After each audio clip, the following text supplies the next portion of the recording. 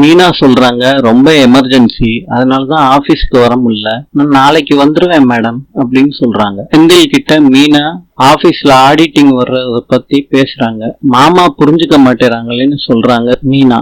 கோமதி சொல்றாங்க கதிர் இன்னும் வரலன்னு ராஜி கிட்ட. சாப்பாடு தானே கொடுக்கணும், நான் கொடுத்துக்கிறேன் அத்தை, நீங்க போய் படுங்க. கதிருக்காண்டி ஆம்லெட் சமைக்கிறாங்க ராஜி. கதிர் எனக்கு வேண்டான்னு சொல்றாரு. அத்தை கிட்ட இத சொன்னா நாள் முழுக்க சாப்பிட மாட்டாங்க, கதிர் சாப்பிடுன்னு சொல்றாங்க ராஜி. கதிரும் சாப்பிடுறாரு. சரவணன் படுத்துக்கிட்டு இருக்கப்ப கனவுல மயிலுக்கு முத்தம் கொடுக்குறேன்னு சொல்லிட்டு வடிவேலுக்கும் முத்தத்தை கொடுத்துடுறாரு. அதிர்ச்சியான வடிவேலும் எந்திரிச்சிடுறாரு. வடிவேலும் நடந்ததெல்லாம் கதிர்கிட்ட சொல்றாரு.